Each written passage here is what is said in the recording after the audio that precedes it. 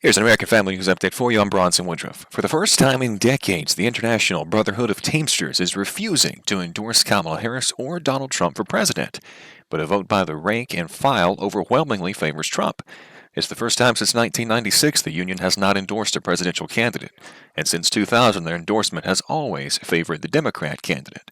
Trump called the Teamsters' decision not to endorse a great honor.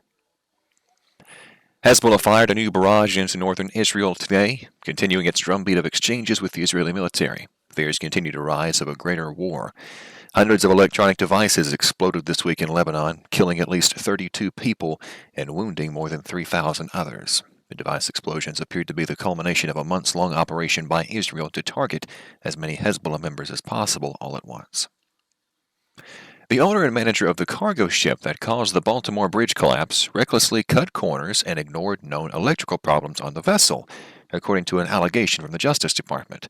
That claim was presented Wednesday in a lawsuit seeking to recover more than $100 million the government spent to clear the underwater debris and reopen the city's port.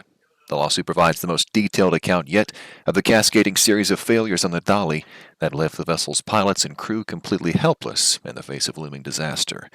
The Justice Department alleges that mechanical and electrical systems on the massive container ship had been jury-rigged and improperly maintained, resulting in a horrific power outage moments before it crashed into a support column on the Francis Scott Key Bridge in March.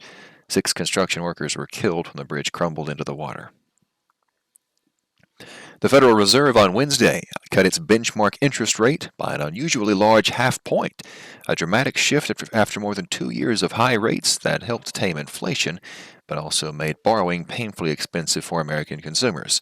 The central bank's action lowered its key rate to roughly 4.8%, down from a 2-decade high of 5.3%, where it had stood for 14 months as it struggled to curb the worst inflation streak in 4 decades. The rate cut is the Fed's first in more than 4 years. It reflects its new focus on bolstering the job market, which has shown clear signs of slowing.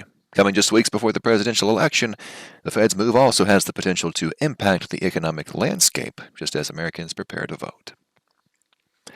That's all for this AFN News Update. Thanks so much for watching. Also, be sure and check out AFN.net for much more news from a Christian perspective. I'm Bronson Woodruff.